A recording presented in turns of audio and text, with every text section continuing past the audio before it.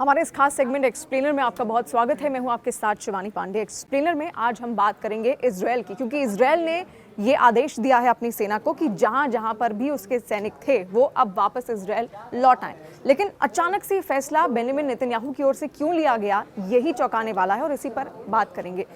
तो आपको ये तो पता ही होगा कि इजरायल और हमास की जंग लगातार चल रही है और काफ़ी लंबा वक्त से पूरी जंग को बीत चुका है और बार बार इंतजार किया जा रहा था इस जंग का कि ये किसी भी तरीके से रुके, लेकिन ये रुकती हुई थमती हुई नज़र नहीं आ रही थी।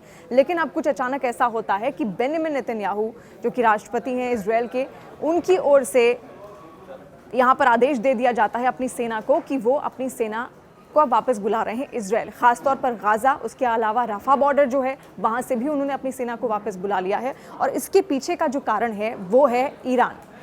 इजरायल तो ये मान रहा है कि अब उसने एक तरीके से युद्ध पर अपना एकाधिकार कर लिया है और वो जीत चुका है, वो खुद को जीता हुआ मान रहा है इन तमाम क्षेत्रों पर, गाजा पर जहाँ पर वो बार बार हमले कर रहा था। और इसी वजह से अब इजरायल ने कहा है कि हम तो जीत ही गए हैं एक तरीके से, तो हम अपनी सेना को वापस बुला रहे हैं। लेकिन इसके पीछे का एक बहुत बड़ा कारण है ईरान। ईरान एक तरीके से यहूदियों को बिल्कुल भी पसंद नहीं करता और उसकी जो नीति है वो यही है कि यहूदियों का खात्मा इस दुनिया से हो जाए। और इसी वजह से बार बार इजरायल एकमात्र यहूदी देश है पूरी दुनिया में और बार बार कई हमले उसकी ओर से इजरायल पर किए जा चुके हैं पहले ही, और कई सारी साजिशें भी वो लगातार रचता हुआ यहाँ पर नजर आता है। सीरिया में एक हमला हुआ था और उस हमले का जिम्मेदार ईरान ने इजरायल को बताया और इसी वजह से अब इजरायल को ये डर लग रहा है कि कहीं अब ईरान उस पर ही हमला ना कर दे, जिसमें क्योंकि ईरान का जो एक सैन्य कमांडर था वो भी मारा गया था। और इसी कारण अब डर है इजरायल को इस बात का कि अगर ईरान ने उस पर हमला किया तो उसकी सेना तो पहले से ही तितर-बितर है, पहले से ही वो गाजा पर मौजूद है, रफा बॉर्डर के पास है, तो ऐसे में उसके पास सैन्य उपकरणों की कमी हो सकती है, सैनिकों की कमी हो सकती है। और यही कारण है कि अब उसने अपने तमाम सैनिक वापस बुला लिए हैं। हालांकि बहाना उसकी ओर से ये दिया गया है कि युद्ध तो उसने जीत ही लिया, अब ये युद्ध उससे कोई भी छीन नहीं सकता। गाजा का जो कई सारे जो क्षेत्र हैं वो उसके कब्जे में है, ये उसका कहना था। लेकिन बहुत बड़ा कारण इसके पीछे ईरान है।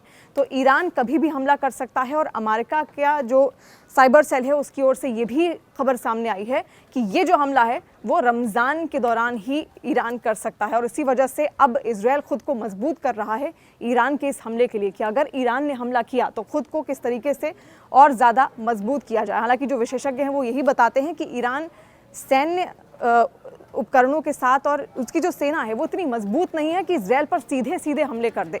तो ऐसा भी हो सकता है कि ईरान के साथ और कुछ ऐसे देश आएँ जो यहूदियों को ख़त्म करना चाहते हों और इस वजह से वो इजरायल पर हमला कर दें। तो ये बड़ा कारण है जब इजरायल अब अपनी सेना उसने वापस बुला ली है, इसका ऑर्डर बाकायदा उसकी ओर से दिया गया था। और इसके अलावा एक पहले भी खबर सामने आई थी, उसने तमाम अपने जितने भी एम्बेसडर से, जो उच्च अधिकारी थे जो बाहर विदेशों में हैं, उनको ये आदेश दिया था कि वो किसी भी तरीके से सार्वजनिक कार्यक्रमों में बाहर ना जाएं क्योंकि उन पर हमले हो सकते हैं। और ये जो डर था ये भी ईरान की वजह से ही था।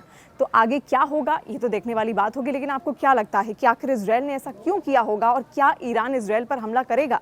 एक ऐसा देश जो यहूदियों से काफ़ी ज़्यादा चिढ़ता है लेकिन उसकी जो सेना है वो काफ़ी कमज़ोर है मिडल ईस्ट में, तो क्या ईरान हमला कर सकेगा इजरायल में? और क्या ये तीसरे विश्व युद्ध की ओर धीरे धीरे दुनिया को ले जा रहा है? आप क्या कहना चाहते हैं कमेंट सेक्शन के जरिए हमें ज़रूर बताइए। और न्यूज़ 18 इंडिया के यूट्यूब चैनल को अगर आपने सब्सक्राइब नहीं किया है तो बेल आइकन भी ज़रूर दबाइए।